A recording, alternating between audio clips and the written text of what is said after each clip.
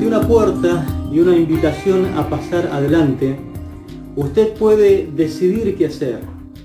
O entra o se queda afuera. La misma puerta que sirve para la entrada muchas veces también hace la veces de separación de los que están dentro y de los que están fuera. Y hay personas que rehúsan entrar por la puerta de salvación y tratan de buscar su propia manera de poder salvarse, de poder acercarse nuevamente a Dios. Pero la misma puerta que separa a causa de la división hace también de manera manifiesta el estado de rebelión de las personas contra el plan de Dios. La verdadera razón por la cual muchos se quedan afuera la describe precisamente Isaías en el capítulo 59, verso 2, que dice lo siguiente: pero vuestras iniquidades han hecho división entre vosotros y vuestro Dios, y vuestros pecados han hecho ocultar de vosotros su rostro para no oír. Amén. La tragedia del pecado, aquello que ha separado al hombre de Dios y a Dios del hombre. Hoy vamos a examinar el origen de este gran mal que se encuentra en el libro de Génesis capítulo 3. Hoy vamos a utilizar Génesis capítulo 3 como un capítulo de referencia para ver el origen del pecado. Hay muchos orígenes en el libro de Génesis y uno de estos justamente es el pecado. Vamos a leer Génesis capítulo 3, versículo 1 al 6, por favor. Así sirve de referencia como base a lo que vamos a estar viendo. Dice la palabra lo siguiente: pero la serpiente era astuta más que todos los animales del campo que Jehová Dios había hecho, la cual dijo a la mujer: ¿con qué Dios os ha dicho, no comáis de todo árbol del huerto? Y la mujer respondió a la serpiente: del fruto de los árboles del huerto podemos comer, pero del fruto del árbol que está en medio del huerto dijo Dios, no comeréis de él, ni le tocaréis para que no muráis. Entonces la serpiente dijo a la mujer: no moriréis, sino que sabe Dios que el día que comáis de él, serán abiertos vuestros ojos y seréis como Dios, sabiendo el bien y el mal. Y vio la mujer que el árbol era bueno para comer y que era agradable a los ojos y árbol codiciable para alcanzar la sabiduría, y tomó de su fruto y comió. Y dio también a su marido, el cual comió, así como ella. Amén. El origen entonces del pecado lo tomamos como referencia que fue anterior al ser humano. Este versículo nos revela que el pecado existió antes de que el hombre pecara. Dice la palabra que la serpiente era precisamente más astuta que todos los animales que allí había en el huerto. Esa serpiente simbolizando precisamente a Satanás. El primer pecado entonces lo encontramos en el mismo lucero, el ángel de luz que el Señor había creado, que se rebeló contra Dios. Y del momento en que él se rebeló fue echado de su lugar. Y desde entonces fue diablo.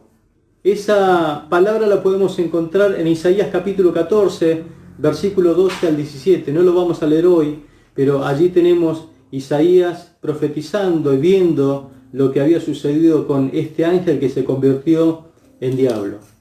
En segundo lugar, vemos la iniciación del pecado en la humanidad. El diablo no quedó conforme con su propio pecado y no quedó conforme con lo que él perdió. Así que quiso también que el pecado pudiese trascender a otros. Y en la iniciación justamente del pecado en la vida del hombre lo encontramos al mismo Satanás. Veamos cómo interviene Satanás en todo este tema. El trabajo de Satanás, del maligno, ha sido siempre biforme. En primer lugar, pone en tela de juicio la verdad divina. Y en segundo lugar, combina la mentira con la verdad para poder engañar.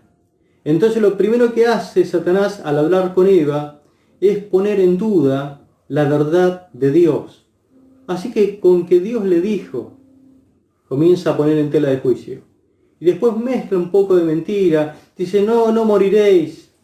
Lo que pasa es que sabe Dios el día que ustedes coman serán abiertos vuestros ojos. Es decir, que combina un poco de mentira con verdad, y justamente eso es lo que se llama engaño. Esto también nos sirve a nosotros como señal para poder descubrir el patrón del engaño en cualquier institución, en cualquier religión, en cualquier secta. Siempre van a seguir este mismo patrón que utilizó Satanás el diablo. Y entonces después tenemos la intervención de la mujer. Satanás encuentra a la mujer en condiciones inmejorables para sembrar la semilla de tentación justamente en su corazón. En primer lugar, la mujer, cuando comienza a hablar con Satanás, ella exagera la verdad de Dios. La mujer, al contestar a la serpiente, no se conforma, es decir, no se ajusta a la palabra dicha en verdad por el Señor en el capítulo 2, versos 16 al 17, donde encontramos lo que Dios le había dicho a Adán, que podían comer de todo el fruto de los árboles del huerto, menos de ese fruto, porque el día que de él comieren ciertamente morirán. Sino que ella añade arbitrariamente o indebidamente y así falsea la verdad. Dice, no solamente no le podemos tocar, ni siquiera le podemos, no solamente está prohibido comer, sino también ni le podemos tocar, ella añade. Y en segundo lugar, entonces ella desobedece.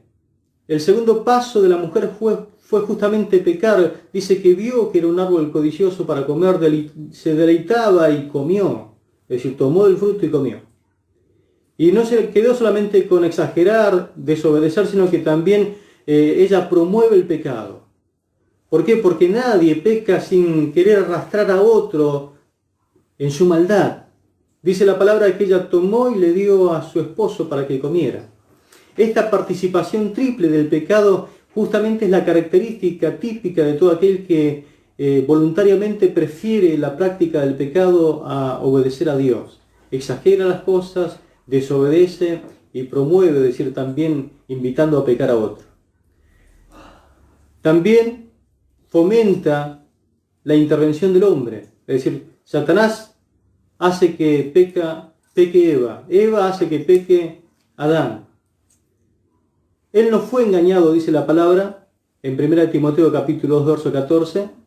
Él había recibido, sí, personalmente, el mandamiento de parte de Dios en el Edén. Fue él que lo recibió y él había pasado la voz a su esposa, Eva, y ella, a causa de su vanidad de querer ser igual que Dios, peca, fue engañada. Pero Adán sabía perfectamente todo lo que Dios le había dicho, por lo que él cometió entonces un pecado deliberadamente. Así que él no fue inocente para nada tampoco.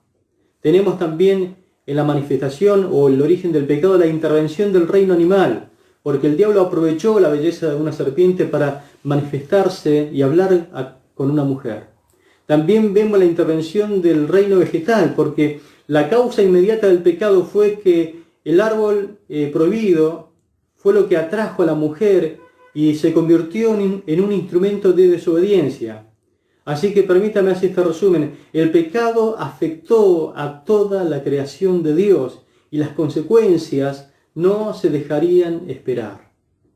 Lo segundo que vemos es el descubrimiento del pecado. Vamos a ir al capítulo 3, versículo 7 al 13, que dice lo siguiente. Entonces fueron abiertos los ojos de ambos y conocieron que estaban desnudos. Y entonces cosieron hojas de higuera y se hicieron delantales. Y oyeron la voz de Jehová Dios que se paseaba en el huerto al aire del día, y el hombre y su mujer se escondieron de la presencia de Jehová Dios entre los árboles del huerto. Mas Jehová Dios llamó al hombre y le dijo, ¿dónde estás tú? Y él respondió, oí tu voz en el huerto y tuve miedo porque estaba desnudo y me escondí. Y dijo Dios, ¿quién te enseñó que estabas desnudo? ¿Has comido del árbol de que yo te mandé no comieses? Y el hombre respondió, la mujer que me diste por compañera me dio del árbol y yo comí. Y entonces Jehová Dios dijo a la mujer, ¿qué es lo que has hecho? Y dijo la mujer, la serpiente me engañó y comí. Cuando Dios hizo al hombre y a la mujer, los cubrió de un manto de santidad, de tal manera que ambos, dice la palabra, estaban desnudos y no se avergonzaban. El capítulo 2, verso 25 de Génesis lo dice. Pero al pecar, fueron abiertos los ojos de ambos y conocieron que estaban desnudos. Y entonces, dice la palabra, cosieron hoja de higuera y se hicieron delantales. Tan pronto como desobedecieron el mandato divino, el sexo se convirtió en el principal testimonio de su pecado y el sentido de la vista en el descubridor de esa condición pecaminosa. Así que el descubrimiento mutuo de la desnudez por parte de nuestros primeros padres no fue un motivo de atracción sexual para ellos, sino de amargura, de tristeza, de temor, por cuanto delataba su condición de desobediencia ante Dios.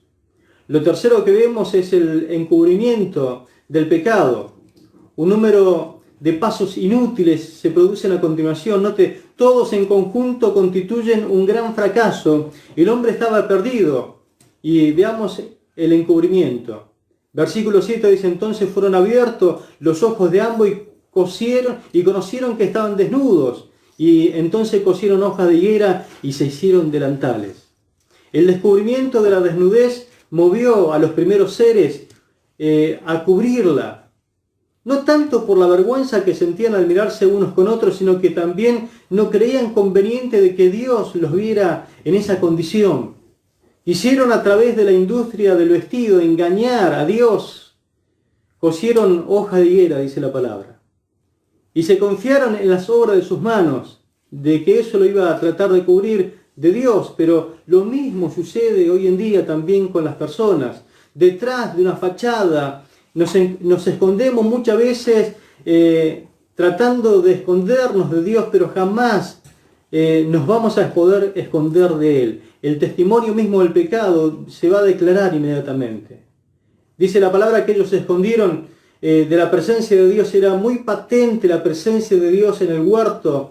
Dice el verso 8, oyeron la voz de Dios que se paseaba en el huerto al aire del día, y el hombre y la mujer se escondieron de la presencia de Dios entre los árboles. Esa voz que comúnmente le traía gozo y alegría de poder tener comunión con Dios, ahora le trajo espanto, le trajo miedo. Se escondieron de la presencia de Dios y echaron mano de un recurso que no les sirvió para nada, esconderse entre los árboles del huerto. Quizás trataron de buscar los árboles más frondosos o más grandes, pero ¿qué no podrá esconder de la presencia de Dios?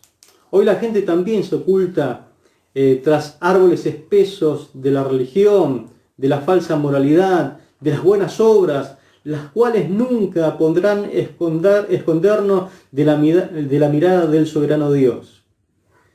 Mientras tanto que nosotros tratamos de escondernos, Él sigue preguntando también, como preguntó hace muchos años atrás a Adán y a Eva, ¿dónde estás tú? Dios te pregunta hoy también, ¿dónde estás tú? ¿Detrás de qué te quieres esconder? La palabra dice que ellos se excusaron. La respuesta que trataba de justificar lo hecho, de ocultar el delito, delataba completamente al hombre, porque dice la palabra, y él respondió, oí tu voz en el huerto y tuve miedo porque estaba desnudo y me escondí. Fíjese las cosas que en esa declaración Adán le revela a Dios. Con esto se estaba delatando porque él nunca había tenido miedo de la voz de Dios, y ahora esa voz causaba de que él tuviera miedo de su Creador. Y luego la complica aún más porque señala la desobediencia, dice porque estaba desnudo. Y ahí viene la pregunta de Dios, una pregunta bien tajante. ¿Quién fue que te enseñó que estabas desnudo? ¿Comiste del árbol que yo te mandé que no comieses? Después tenemos la acusación, porque el hombre no tuvo empacho de acusar a su mujer. De paso le echó también la culpa a Dios, porque él le dice, el hombre respondió, la mujer que tú me diste por compañera, me dio del árbol y yo comí. Es decir que si no me hubiera dado mujer, yo no estaría hoy en esta condición. En otras palabras le trata de decir Adán a Dios, echándole la culpa a Dios. Semejante acusación contra Dios se oye también hoy en nuestro tiempo. El que se embriaga, es decir, el hombre que cae víctima del alcohol, de la borrachera, el hombre que se mete en el vicio del cigarrillo, el hombre que cae en las drogas y causa un mal no solamente a él, sino también a toda su familia. Muchas veces escuchamos hasta echarle la culpa a Dios diciéndole, pero ¿quién inventó el tabaco?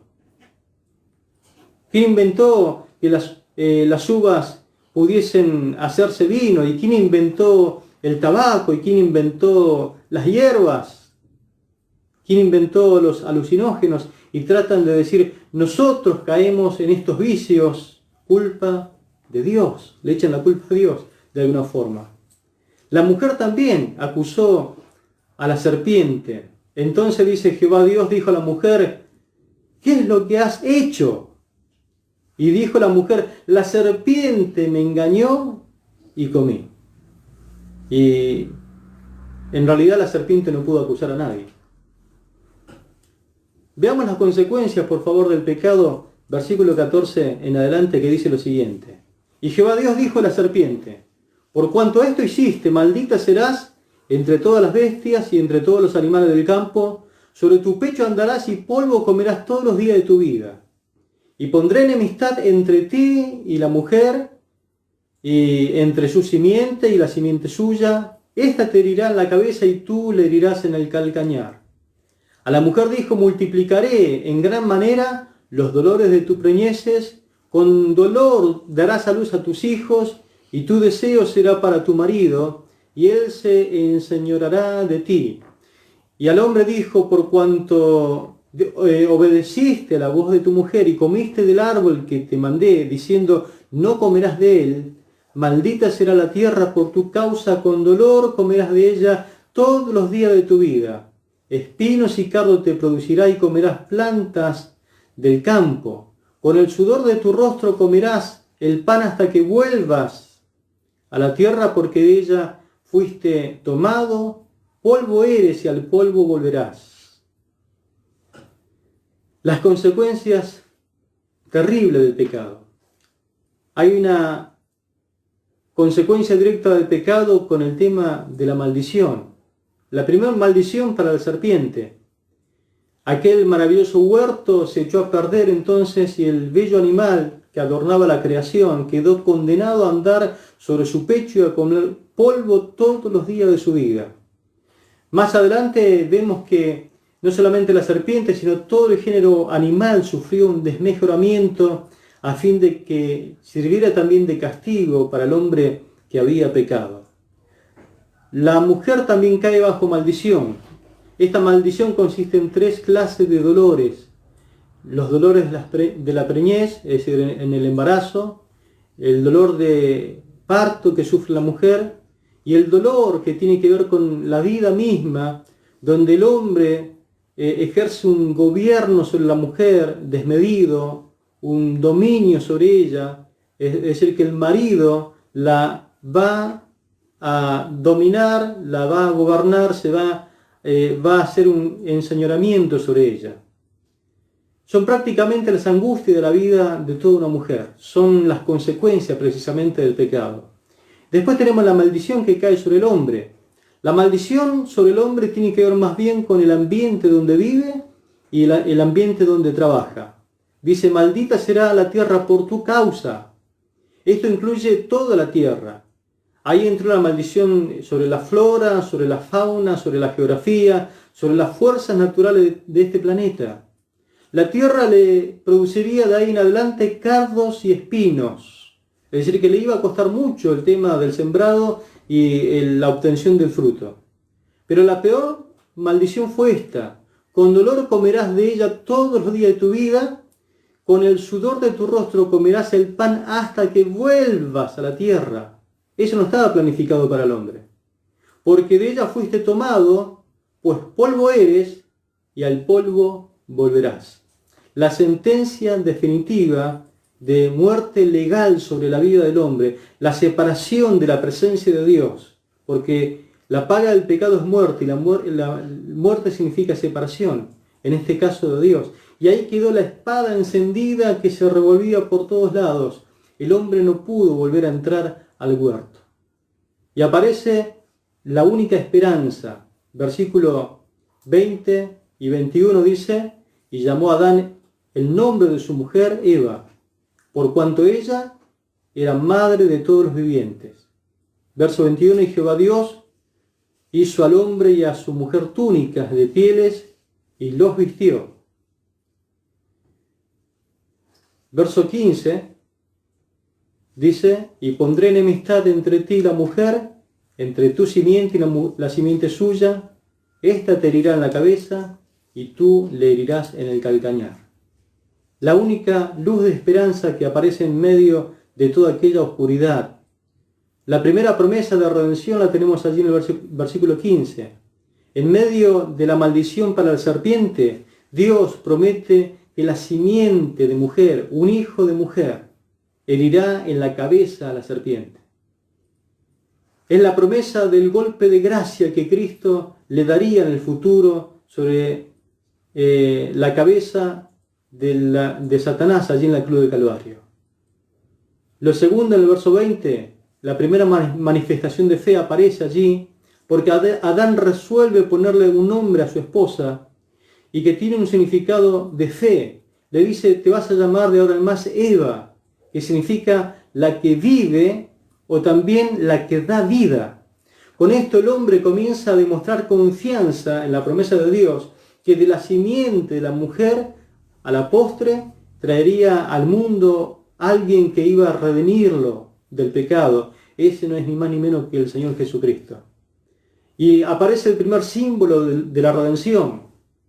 Dice que el Señor hizo al hombre y a la mujer túnicas de pieles y los vistió.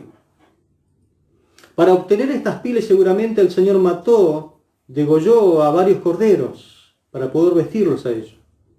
Y esa sangre derramada simboliza precisamente la sangre de Jesucristo, el Hijo de Dios que se derramó para limpiar nuestros pecados.